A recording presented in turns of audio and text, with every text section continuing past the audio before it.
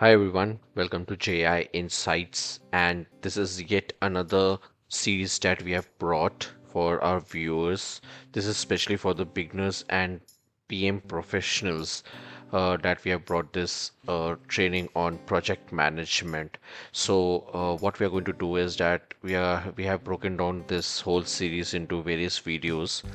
Uh, and we have divided these videos based on the topics that we'll be covering during this project management training. So without any ado, we'll move on to the training part. My only request will be to our viewers to like and subscribe this video and this channel so that it goes to other people as well, and we are able to share this knowledge as much as possible, and this is a free content to available to all.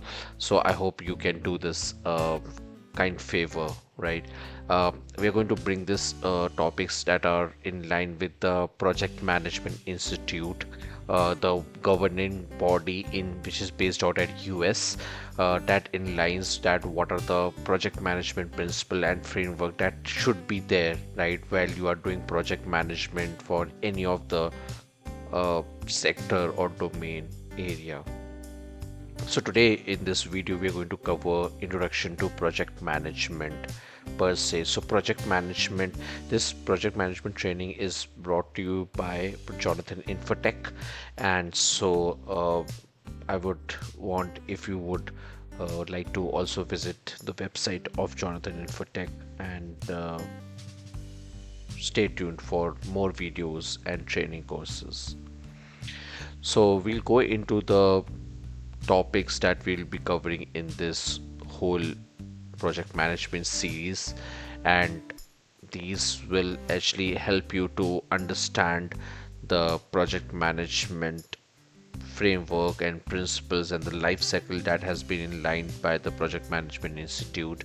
And while Project Management Institute revises their syllabus on a yearly basis, so they come up with some updates and upgrades, but this what we are going to talk about is the standard project management principles, right? What are the basic foundations, right, that you should be knowing, or any project manager or any professional should be knowing while working in a project management uh, environment or leading a project. So you could be any one of the roles that would be working within a project management environment, so you should be aware of these basic rules and framework and principles, whatever you would want to call it. So we'll be covering in this video introduction to project management. We'll be talking about what is the underlying principles. Then we'll be directly going. So in the videos to come, we'll be directly going into the project management life cycle, and we'll be discussing these things in detail about the the step-by-step stages in the project management life cycle, that is initiation, planning, execution, monitoring, and close stage. So without any ado, I would like to you to I would like to take you to the first topic, which is introduction to project management, in the slides ahead for this video. Yeah. So, introduction to project management. So, we're going to talk about and understand in this topic, in this slide, what is project management according to Project Management Institute, and what is a standard definition that any project manager should be knowing, right? So, project is a temporary endeavor with a start and end date, resulting in a service outcome, change, service, product, or process improvement. It's an activity to meet a specific target. So, I hope this is self explanatory, but if you break, it's very important to understand this is just not a definition, it's just not, it ha every word in this two lines sentences has particular meaning to it. A project is a temporary endeavor. So what does this ideate, what does this suggest to you? So it's not going to continue forever. This activity that we are going to perform in terms of project is not going to be continuing forever. So it will have a start and end date. So it's a temporary endeavor, right? And once you do it, right, once you complete this kind of activity or set of activities, then it should have some purpose.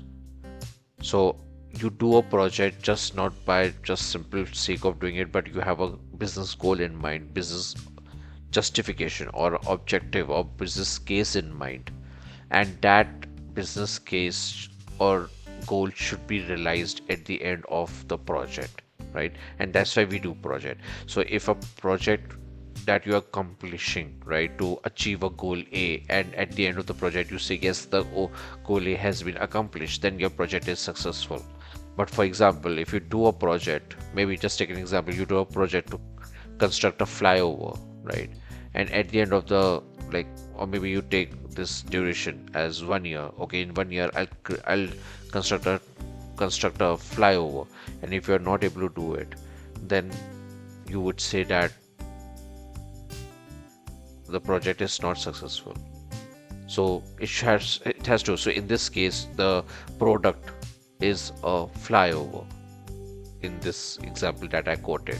Or maybe I want to maybe just think I want to create a ambulance service for a particular area, and I want to do it in like maybe just 6 months. And if I was able to set this up for 6 months, and this ambulance service is up and running in 6 months, by the end of 6 months, then I can say yes, my project has been successful, right? There is an outcome, right?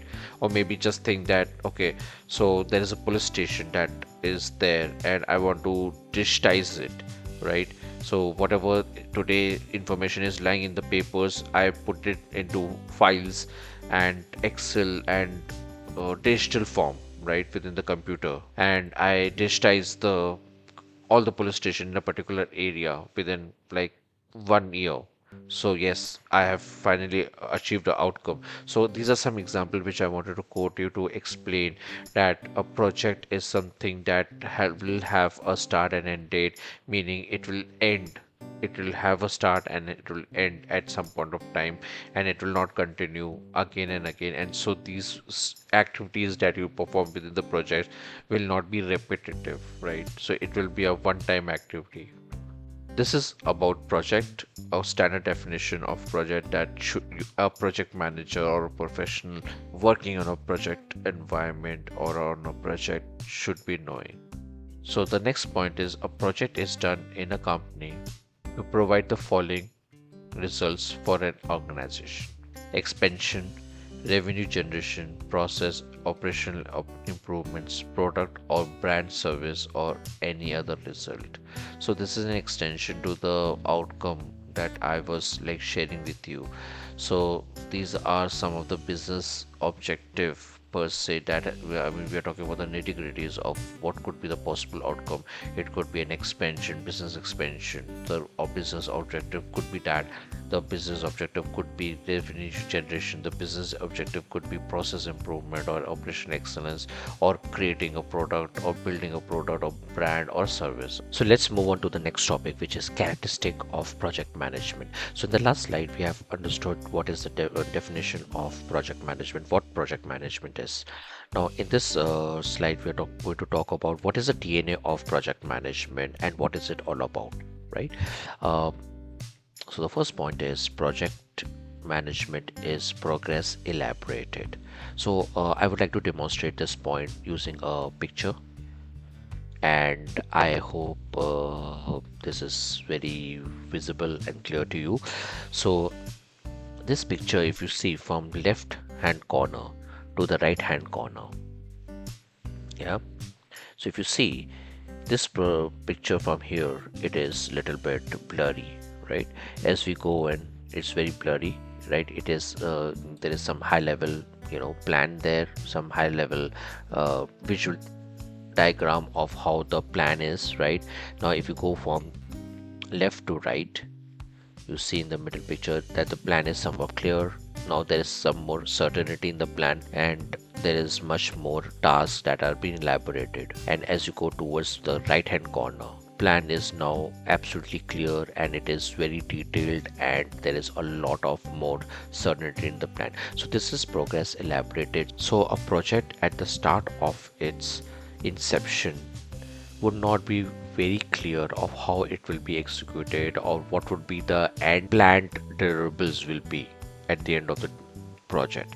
So there is a lot of uncertainty when the project is even being discussed or started at the initiation planning or pre-initiation phase. So it's very important to understand this fact that in a when you start the project there will be a lot of uncertainty. You will have a high level plan, but as you move around in the project, you go in the planning phase, you will have some kind of more, you'll do some kind of interviews, you'll do some kind of surveys, do some kind of discussion, right, with the team. That will actually help you to come down to make some, plan which is like having some kind of certainty which is more in line and aligned with all of the stakeholders, and at the end of the project the plan is absolutely clear to the project team members, and then of course the team could go into the execution phase. So I hope this is very clear to you that a project is progress elaborated,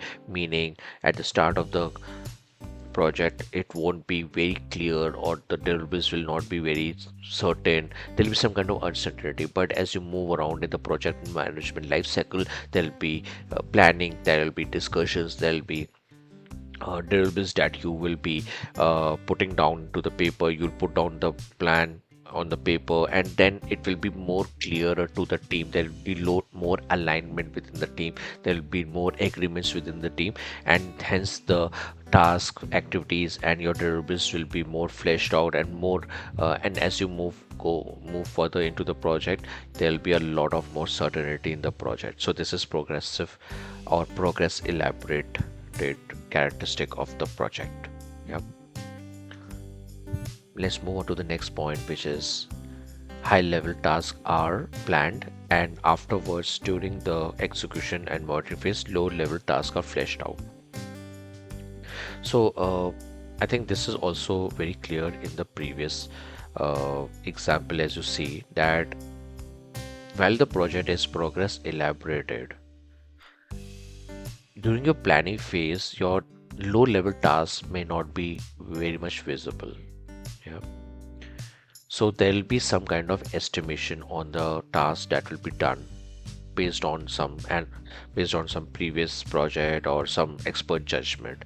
But when you move into the planning or late planning or execution phase, then it will be a phase where you talk to your developers or you talk to your team members, and you start fleshing out that what would be the low level activities that would be required to do to accomplish a task. For example, let's go into an example. If you have to go to fill petrol in your scooty or your motorcycle, then this is a kind of a task, right?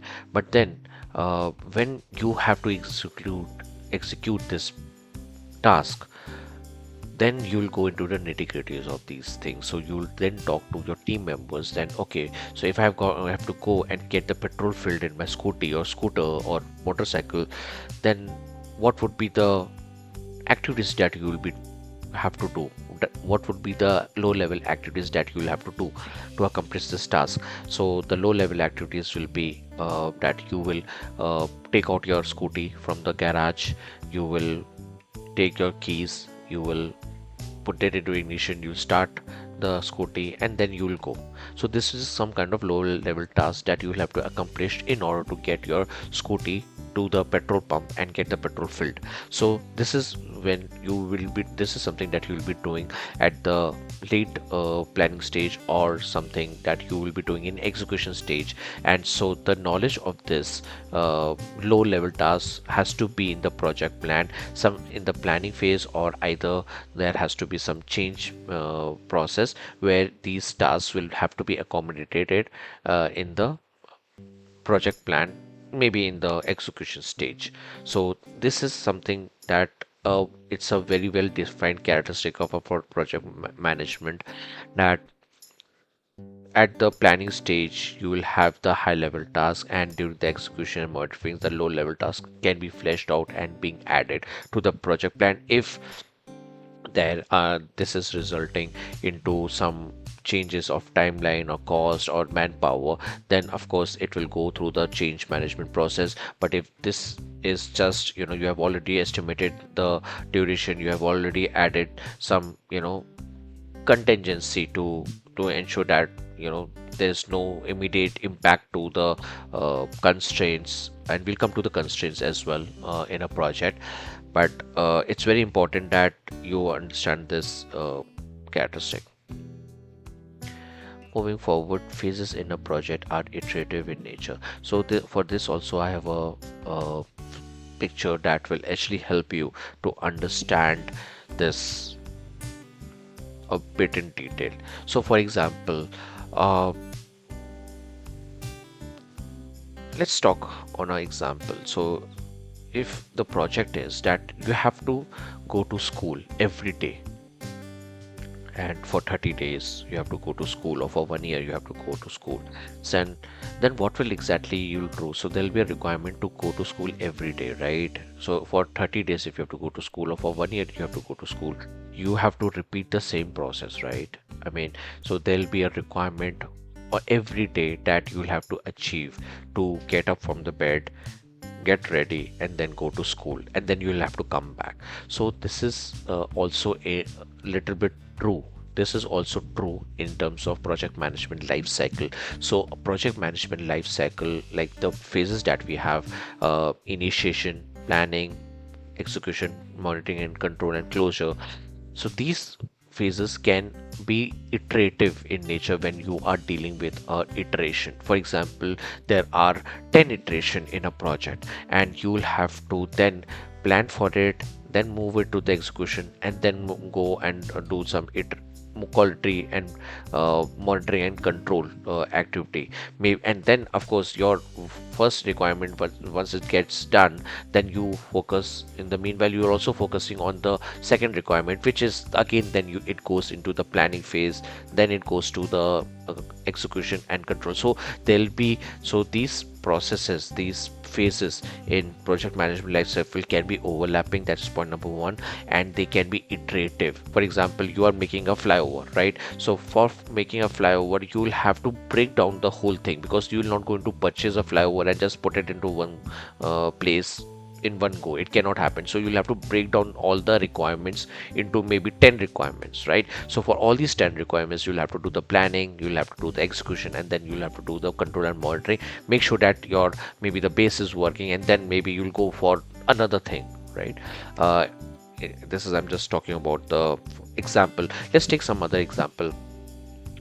Maybe setting up a call center, right? So for setting up a call center, you will have to maybe create the infrastructure, right? So you'll plan for the infrastructure, then you'll get the infrastructure built up, and then you will do some quality check on the infrastructure, and then you'll focus on the another requirement. Okay, let me put the electricals, right? Or then let me just put the computer hardware or the computer software, right? Let's move on to the next topic that I have on this training, which is the project management life cycle. Okay. Okay.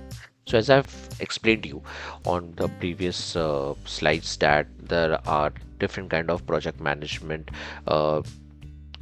life cycle phases, so which is initiation, planning, execution, control, monitoring and close. So here on this we are going to see what is the overall and high level summary about these initiation and planning, execution, monitoring, control and close phase. And just on a high level we try to see on a helicopter view, we are going to see that what is it all about. And in the future videos we are going to see the more in-depth detailed level of how a PM, from a PM perspective, we have to approach these phases, and what are the key deliverables, input and output, what are the tools and technique that you should be deploying to ensure that the phases are executed, or phases are approached by the PM in line with the PMI guidelines. So here we are just going to understand what are the uh, high level and summary of these phases.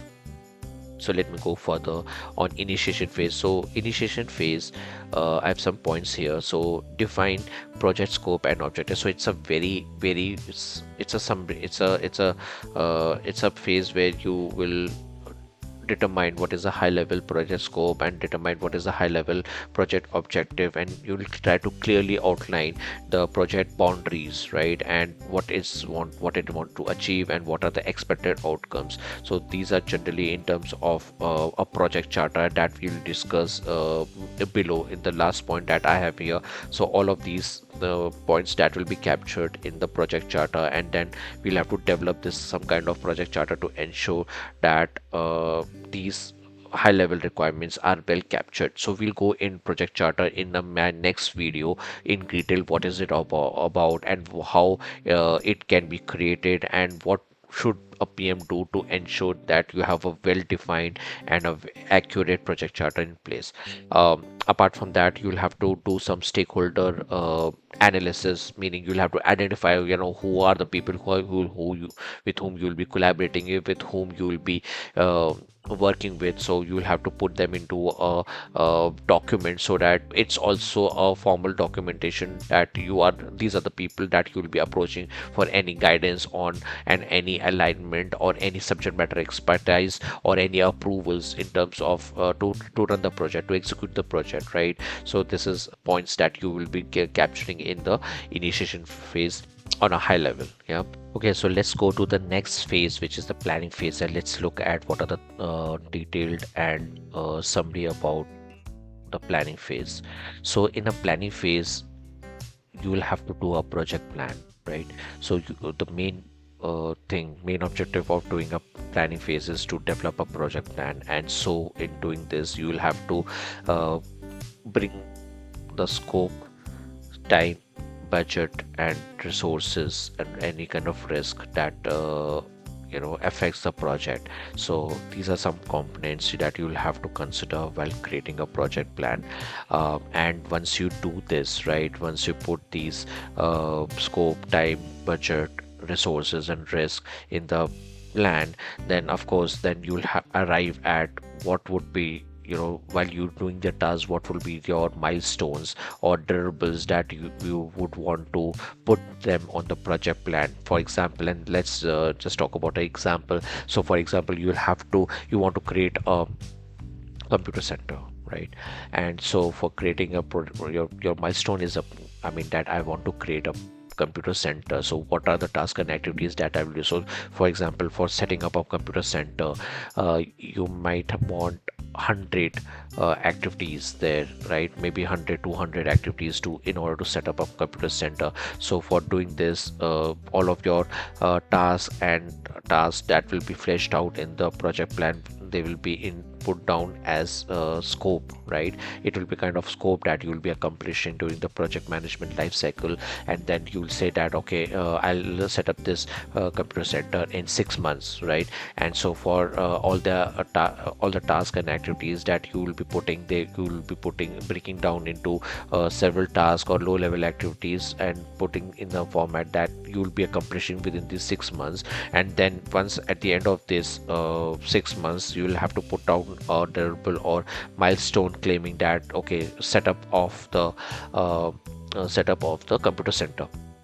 So these milestones and deliverables, they are key project milestones to ensure that the project deliverables are aligned with the project objective. So for example, so for setting up this project computer center, you could also divide this main milestone into several milestones. So for example, you can say that, okay, I set up the infrastructure, so infrastructure complete could be a milestone, or hardware complete, hardware procurement, or hardware setup, or software implementation could be. So these could be the broken down milestones that you could have in your project plan to ensure that, okay, to have you done these things or low level activities to accomplish the bigger milestone that you have to set up the computer center. So We'll see these all of these things in detail while we do this. Right now we're just going through the summary, and then in the planning phase you'll do a risk assessment about understanding in detail what would be your potential project risk, and analyze their impact and develop any mitigation strategies. So you'll have a risk register. So I'll not go in detail. I'll talk about in the dedicated video about it, but you'll do this in terms of a risk register, and you'll try to bring a risk assessment to ensure that you know what are the potential or probability of negative impact through various factors that could occur, and what you could do to mitigate them or to resolve those challenges, right? So let's move on to the next phase, which is the execution phase, where you will allocate. So they'll, according to your project plan, you will have your resources allocated, you will have duration allocated to your task. So then of course you will allocate the resources and to ensure that your project tasks are accomplished, and you will basically whatever the plan that you have in place, you'll try to execute it, right? And in terms of there could be this could be accompanied with regular project updates, weekly updates, daily stand-up calls, or weekly update or fortnightly update to your project team members and to your stakeholders on what is the progress or what are the changes that is occurring. So all of this progress have to be reported to the stakeholders on some frequency that is aligned, and that alignment will be a part of the planning stage. So you'll basically, in this stage, you will be doing the execution part of the whole thing, right? Then of course there'll be, you'll also monitor, you'll do some kind of monitoring and ensuring that the quality is maintained in once the tasks are completed, right? So moving over to the control and monitoring phase, where you will track the project performance. So you will say that, okay, what are the KPIs? So you'll bring some project KPIs and you see, okay, whether your project is the tasks that you have planned, are they going on, or they are getting completed as per the plan or not, right? So there has to be some monitoring report that you'll be sharing with your stakeholders, and you'll compare your actual report with the project plan that you have in place. So and you'll try to understand what is the delta and what is the trend or in that delta over the time, to ensure that your project plan at the end of the day is meeting its timeline, so, and goals, like in terms of quality or resources, right? So it's very important. So and then one of the key thing of control and monitoring phase is to understand that like I mentioned to you, so during the execution phase, that you can basically come to know, okay, these are some low level activities. For example, so you'll have to set up a bridge, right? And for setting up a bridge, you have a high level activity that we'll procure some concrete. So during the execution phase, you find out that, okay, so there is some other aspect of buying that concrete, and there are some few other steps that the government have added into your, so, and that will take little bit of time. And for if the time is in the project is increasing, then there could be an additional cost. So now, for accommodating this kind of two additional steps from the government for procuring concrete from a vendor, then you'll add these steps into the project plan, but this will amount to changes in the timeline, it will amount to changes in the cost, maybe changes in the quality of the material.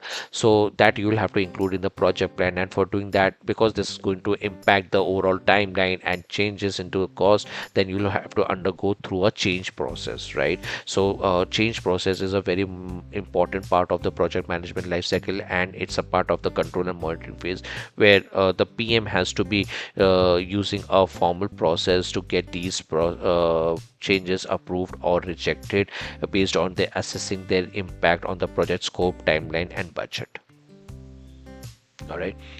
And then of course control monitoring, you will be working on to understand if there are some issues in the project or risk, and how you can mitigate them proactively, right? So this is all about control and monitoring phase. And then let's move on to the closure, right? So in closure is basically when you achieve the project deliverables, you have verified deliverables that you have already, and you have got the user acceptance testing done with the stakeholders. So the deliverables have been accepted. So basically then you will do a project review with the stakeholders. You'll also get the project deliverables reviewed. You will get them accepted. You'll do lesson learns. You'll evaluate the overall project success, and then of course you will go ahead and get the formal project acceptance done from all your key stakeholders to ensure that the deliverables are formally delivered as per their expectation. And then once this is all done, you'll go ahead and archive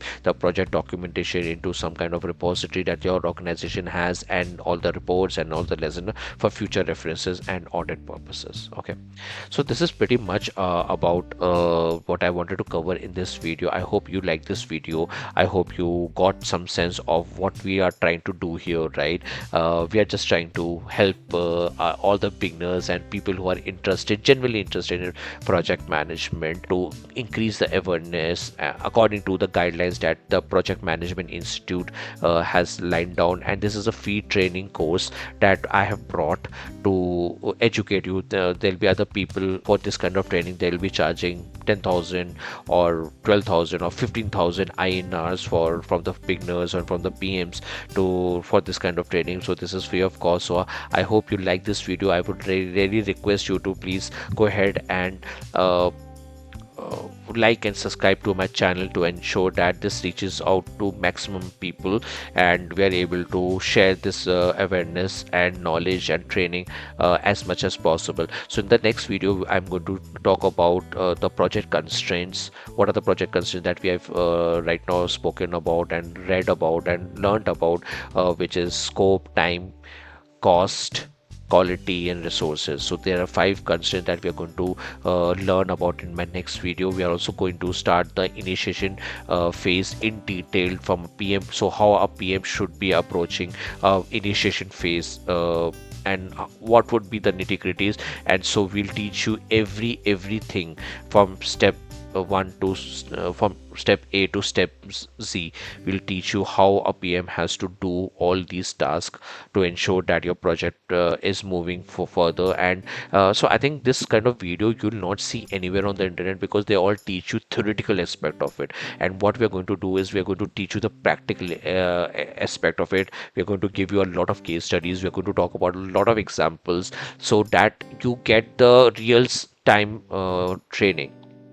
Not just okay, you do this, you develop a project, you create a project plan. We are going to see a project plan, right? We are going to see a project charter. We are going to maybe on a case study we'll try to fill up a project charter, and the and I'll be sharing these templates with you so that you can anytime use these templates and be successful in leading any project.